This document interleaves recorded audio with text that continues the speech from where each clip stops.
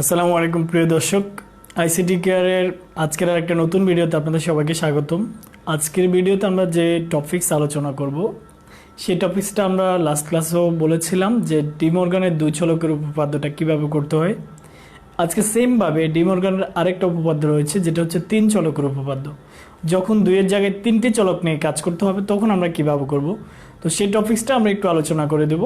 আমরা চেষ্টা করব পুরোটা করার জন্য, যদি আমাদের বোর্ডে কভার না করে সেক্ষেত্রে বাকি নিয়মগুলো প্রথম দুই চারটা করলে বাকি নিয়মগুলো একই রকম থাকবে, তবে আমরা চেষ্টা করবো পুরোটা করার জন্য। ওকে, ফার্স্ট অফ অল আমরা এবি দিয়ে অঙ্কগুলো করবো। কালকের ক্লাসে আমরা মেবি পিকিউ দিয়ে অঙ্কগুলো করেছিলাম, আজকেরটা করব হচ্ছে আমরা এবি দিয়ে। ওকে, ফরাসি গণিতবিদ ডি মর্গান আমাদের জন্য বেশ কয়েকটা গুরুত্বপূর্ণ সূত্র রেখে গেছেন। তার মধ্যে সূত্রগুলো যদিও সূত্র একটি হয় কিন্তু তিনি দুই চলক এবং তিন চলকের দুটা ভাগ করে করছেন। ডি মর্গানের তিন চলকের উপপাদ্য।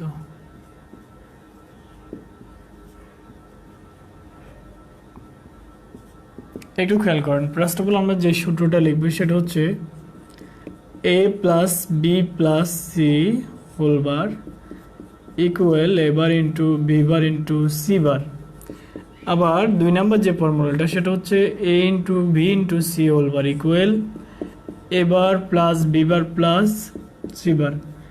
এখন যদি এই দুটো সূত্র দিয়ে আমরা ম্যাথটা করি তাহলে যেটা হবে, আমরা ফার্স্ট অফ অল একটা বক্স করব। হ্যাঁ, আপনাদের যাদের খাতা আছে আপনারা খাতাতে বেসিক্যালি সোজা করে এভাব করে খাতা লিখেন, কিন্তু আজকের খাতাটা আপনাকে একটু কাট করে নিতে হবে, অর্থাৎ এভাব করে খাতাটা লিখতে হবে, এভাবে না, এভাবে করে নেবেন তাহলে আপনার জায়গাগুলো হবে। যেমন আমরা পর্যায় সারণী বা পিরিয়ডিক টেবিল যখন করে থাকি, যারা কমার্সে পড়ি তাদের কমার্সের বেশ কিছু টপিকস রয়েছে, যেমন কার্যপত্র বা ওয়ার্কশিট, তারপরে এই ব্যাপারগুলো করতে খাতাকে একটু কাট করে নিতে হয়, কারণ এগুলো হয়তো এক পেজে অনেক সময় জায়গা হয় না বা লম্বালম্বিভাবে হয় না।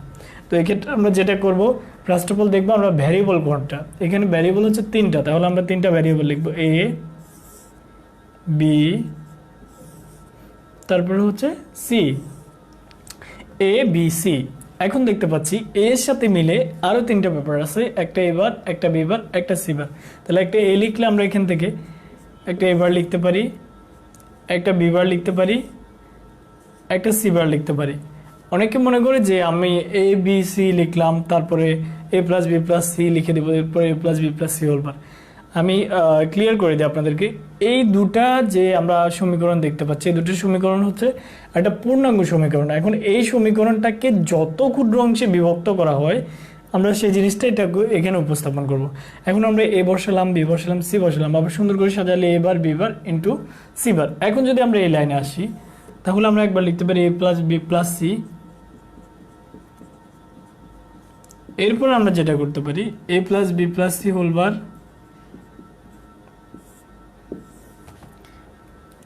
এরপরে আমরা একটা বার দেখতে পাচ্ছি এখানে A bar into B bar into C bar. ইচ্ছা করলে আমরা এখানে লিখতে পারি A bar into B bar into C bar. পরবর্তীতে আমরা আরেকটা লাইন লিখতে পারি, সেটা হচ্ছে A into B into C, A into B into C. এরপরে যেটা করতে পারি A into B into C whole bar. আমি নিচেরটা লিখে উপরের দিকে যাবো, যেমন এখানে আমরা যেটা করছি A plus B plus C আগে লিখছি, তারপরে A plus B plus C whole bar, A into B into C, তারপরে A into B into C whole bar. এখন আমরা দেখি আমাদের কোনটা বাকি আছে। A bar into B bar into C bar লিখে ফেলছি আমরা, A bar plus B bar plus C বারটা আমাদের বাকি ছিল, আমরা সেটাও লিখলাম। দেখুন ব্যাপারটা অনেকে বলে যে ভাই আমি এবিসি লেখার পরে যদি আমি কোনো কারণে এবার প্লাস বিবার প্লাস সিবার লিখে দিই তাহলে কি আমার অঙ্ক হবে? অবশ্যই আপনার অঙ্ক হবে, কারণ অঙ্ক না আমার কোনো প্রশ্ন আসে না। কারণ হচ্ছে আপনি এবিসি এই তিনটা চলক ঠিক রেখে বাকি এখান থেকে আপনি যেগুলোই বসান কোনো সমস্যা নেই। আপনি আমাদেরকে মিলাইতে হবে এই পাশ সমান এই পাশ, সো এই পাশ যেখানে আছে আমরা A plus B plus C whole bar, এটার সাথে A bar into B bar into C bar, এই দুটো পাশের মানগুলো যদি মিলে যায় তাহলে আমাদের অঙ্ক হবে। সেমভাবে এবিসি হোল বার এটার সাথে যদি এবার plus b bar plus C bar যদি মিলে যায় তাহলে অঙ্কটা হবে। এখন আমরা দেখতে পাচ্ছি চলক হচ্ছে তিনটা, তাহলে উপাদান সংখ্যার নির্ণয় সূত্র হচ্ছে 2 টু দি পাওয়ার n, যদি তিনটা চলক হয় n এর মান হয় 3, 2 কিউব ইকুয়াল 8। এখন আমরা প্রথমটা লিখি 0, তারপরটা হচ্ছে 1, যতগুলা ইনপুট করার পরে আমাদের এখানে যতগুলা আউটপুট আসবে ততগুলো রো হবে। তাহলে 2 টু দি পাওয়ার n এর মান যদি 3 হয় 2 কিউব ইকুয়ালেন্ট 0 1 লিখলাম আমরা, 2 3 4 5 6 7 মেবি 0 থেকে 7 পর্যন্ত 8টা, 0 1 2 3 4 5 6 7। আমরা কিন্তু 8 পর্যন্ত লিখবো না, কারণ আমাদের 0 থেকে 7 পর্যন্ত 8টা হয়ে গেছে, সেক্ষেত্রে আর 8 লেখার কোনো প্রশ্ন আসে না। এখন আমরা যেটা করবো, 0-র বাইনারি মানটা বসাবো এই 3টা চলকের মধ্যে। তাহলে 0-র বাইনারি 0 0 0। আপনাকে খেয়াল রাখতে হবে, আমরা যদি 0-র বাইনারি লিখি তাহলে 3 জায়গায় 0 দিতে হবে, এক জায়গায় 0 দিলে হবে না। 1-এর বাইনারি এখন আমরা কীভাবে লিখবো, 1-এর বাইনারি তো 1, তাহলে যদি আমরা এইভাবে লিখি দিই 1 0 0, এরকম কিন্তু হবে না আপনার অ্যান্সারটা। আমাদেরকে লিখতে হবে 0 0 1, মানে ফাইনাল যে রেজাল্টটা 1 0 0 দিলে তো সেটা 100 হয়ে যায়, সেক্ষেত্রে আর আপনার অ্যান্সার হবে না। 2-এর বাইনারি 10, তাহলে 0 1 0। আপনার 0 দিতে হলে সামনে দিতে পারবেন না, আপনি পেছনে কখনো 0 দিতে পারবেন না। আর 3টা হলে আমরা একটা 0 দিয়ে পরেরটা। আর 3-এর বাইনারি হচ্ছে 11 0 1 1। 4-এর বাইনারি 100, এখানে আর 0 দেওয়া দরকার নেই। 5-এর বাইনারি 101, 6-এর বাইনারি 110, 7-এর বাইনারি 111, এভাবে করে করে বসাবো। এখন আমরা যেটা করব, এর উপরে বার দেবো। আমরা জানি 0 থাকলে 0-এর উপর যদি বার দেওয়া হয় সেটা কমপ্লিমেন্ট হয়ে 1 হয়ে যায়, 1 থাকলে 1-এর উপর যদি বার দেওয়া হয় সেটা কমপ্লিমেন্ট হয়ে 0 হয়ে যায়। 0-এর উপর বার দিলে সেটা উল্টে যায়, 1-এর উপর বার দিলে উল্টে যাবে। তাহলে 0-এর উপর বার দিলে 1 1 1 1, 1-এর উপর বার দিলে 0 0 0 0। আবার 0-এর উপর যদি আমরা বার দিই তাহলে 1 1 0 0 1 1 0 0। সেমভাবে আমরা এখানে আসি, 0-এর উপর বার দিলে 1, 1-এর উপর বার দিলে 0 1 0 1 0 1 0। অলরাইট, আমরা এতটুকু করার পর আমরা এবার যেটা করবো সেটা হচ্ছে a plus b plus c যে 3টা মান রয়েছে সেটাকে আমরা যোগ করব। তাহলে 3টা 0 যোগ করলে 0 0 0 0, 0-এর সাথে 1 যোগ করলে 1, 0 আর 1 1, 1-এর সাথে 0 যোগ করলে 1, 0 আর 1 1, 1-এর সাথে 1 যোগ করলে 1। বুলিয়ান যোগের সবচেয়ে 1 প্লাস 1 ইকুয়াল 1 হয়। এরপরে 1 প্লাস 0 ইকুয়াল 0, 0-এর সাথে 1 যোগ করলে যেটা হবে সেটা হচ্ছে 1, 1 প্লাস 0 ইকুয়াল 1, 1-এর সাথে 1 যোগ করলে 1, 1 প্লাস 1 ইকুয়াল 1, 1-এর সাথে আবার 0 যোগ করলে 1। সেমভাবে আমরা যে কাজটা করব সেটা হচ্ছে 1 প্লাস 1 ইকুয়াল 1, 1-এর সাথে আবার যদি আমরা 1 যোগ করি সেক্ষেত্রে আবার আমাদের রেজাল্ট হবে 1। এখন a plus B plus c আমরা সবগুলো পেয়ে গেছি, এখন দরকার হচ্ছে a plus B plus C whole bar. a plus B plus c যেহেতু একবার বের করে ফেলছি, এখন হোল বার করার জন্য এটাকে আমরা যেটা করব, a প্লাস বি প্লাস সির উপরে একটা বার দেবো, তার মানে এটার উপরে না, আমরা 0-এর উপরে বার দেবো। তাহলে 0-এর উপর যদি বার দিই কী হয়, 1, 1-এর উপরে বার দিলে 0, 1-এর উপর বার দিলে 0, 1-এর উপর বার দিলে 0 0 0 0 0। আমাদের কাছে যে অপশান আছে সেটা হচ্ছে 2টা, 0-এর উপর বার দিলে 1, 1-এর উপর বার দিলে 0। সেমভাবে এবার আমরা যেটা করবো, এবার into B bar into C bar. তাহলে 1 1-এ গুণ করলে 1, 1-এর সাথে 1 গুণ করলে 1, 1 1 গুণ করলে 1, 1-এর সাথে 0 গুণ করলে 0, 1-এর 0 গুণ করলে 0, 0-এর সাথে 1 গুণ করলে 0, 1-এর 0 গুণ করলে 0, 0-এর সাথে 0 গুণ করলে 0, ও 0 আর 1 গুণ করলে 0, 0-এর সাথে 1 গুণ করলে 0, 0 আর 1 গুণ করলে 0, 0-এর সাথে 0 গুণ করলে 0, 0 আর 0 গুণ করলে 0, 0-এর সাথে 1 গুণ করলে 0, 0 আর 0 গুণ করলে 0, 0-এর সাথে 0 গুণ করলে 0। 0 দিয়ে আপনি যে সংখ্যাকেই গুণ করেন না কেন আপনার রেজাল্ট 0 হবে।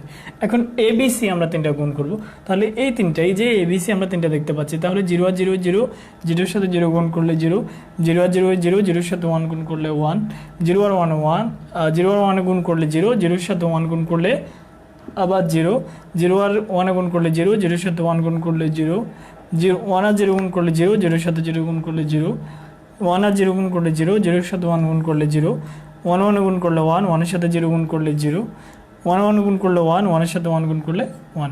এখন আমরা যেটা পাচ্ছি, আমরা এবিসির মানও পেয়ে গেছি। এবার দরকার সেমভাবে এখানে যে রকম করছে দ্বিতীয়টার উপরে বার দিছি, এখন এবিসির মানের উপর আমরা বার দেবো। তাহলে 0-এর উপর বার দিলে যেটা হবে সেটা হচ্ছে 1, 1-এর উপর বার দিলে আবার 0, 0-এর উপর বার দিলে 1 1 1 1 1 0। এখন যেটা করবো সেটা হচ্ছে এবার প্লাস বিবার প্লাস সিবার। দেখুন আমরা এবার বিবার সিবার 3টা স্পেসিফিক বের করে রাখছি, এখন শুধু অ্যাডজাস্ট করে দেবো। তাহলে 3টাকে যদি যোগ করে 1 1-এ যোগ করলে 1, 1-এর সাথে 1 যোগ করলে 1, আবার 1 1-এ যোগ করলে 1, 1-এর সাথে 0 যোগ করলে 1, 1 আর 0 যোগ করলে 1, 1-এর সাথে 0 যোগ করলে 1, 1-এর সাথে 1 যোগ করলে 1, 1 আর 0 যোগ করলে 1, 1-এর সাথে 0 যোগ করলে 1, 0 আর 1 যোগ করলে 1, 1 এর সাথে 1 যোগ করলে 1, 0 আর 1 যোগ করলে 1, 1 এর সাথে 0 যোগ করলে 1, 0 আর 0 যোগ করলে 0, 0 এর সাথে 1 যোগ করলে 1, 0 তিনটা যোগ করলে 0। এখন আমরা আমাদের রেজাল্টটা মিলাবো, আমাদের অঙ্কটা হয়ে গেছে, আমরা এখন রেজাল্টটা মিলাবো। তাহলে a plus B plus C whole bar, যেখানে আমরা রেজাল্ট পাচ্ছি 1 আর বাকি সবগুলো 0, আর এখানে রেজাল্ট পাচ্ছি a bar into B bar into C bar 1, বাকি সবগুলো 0। তাহলে এই পাশ এবং এই পাশটা আমাদের মিলে গেছে, তাহলে আমাদের প্রথমটা প্রুভ, এই পার্টটা আমাদের প্রুভ। আমরা যখন দেখবো আমাদের ইনপুটগুলো এখানে যেগুলো এখানেও সেগুলো, মানে এই পাশ সমান এই পাশ মিলে গেছে, তাহলে a plus B plus C whole bar 1 সবগুলো 0, আর এবার into B bar into C bar 1 সবগুলো 0। এখন চলে আসি a into B into C whole bar, সেক্ষেত্রে 1 0, আর a into B into C whole bar, ABC whole বারের ক্ষেত্রে আমাদের যেটা হয়েছে এবিসি হোল বার, হ্যাঁ এবিসি হোল বারের ক্ষেত্রে আমাদের যে রেজাল্টটা হয়েছে সেক্ষেত্রে হচ্ছে 1 0 আর 1 আবার লাস্টেরটা 0। আর এবার প্লাস বিবার প্লাস যেটা হয়েছে সেক্ষেত্রে আমরা দেখতে পাচ্ছি সবগুলো 1, লাস্টেরটা 0।